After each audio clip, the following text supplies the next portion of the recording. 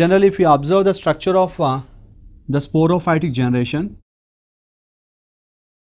which is diploid, and some members will have only the capsule, but some members will have foot, seta and capsule.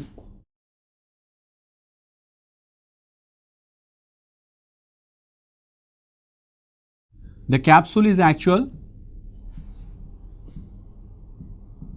spore producing structure inside which the meiosis will occur, resulting into haploid spores.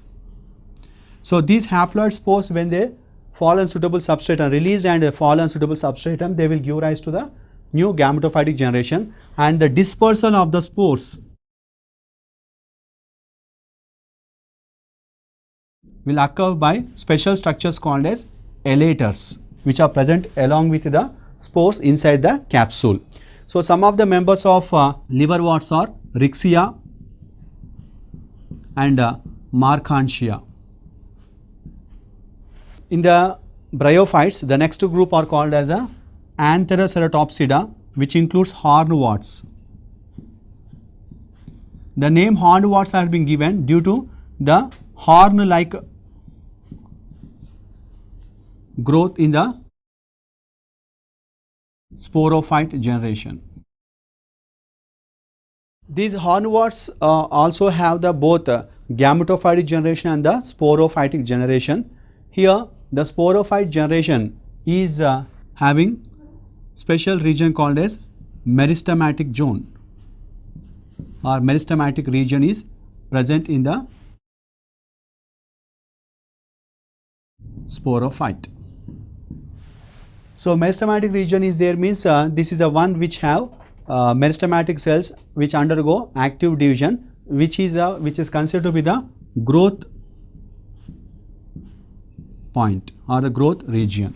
Here in this sporophyte, the dispersal of the spores will take place, but here the spores are not liberated because of elaters, because elaters are absent, but in place of them they have elater like structures called as pseudo elaters. Then if you observe the gametophytic generation, the gametophyte contains rhizoidal structure which help in the fixation of the gametophyte into the substratum, and the colloid and phyloid like structures are present which are concerned with the photosynthetic process. So here also the gametophyte is independent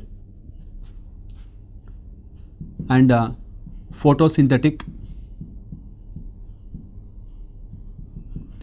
So this also produce the sex organs and participate in the sexual reproduction process.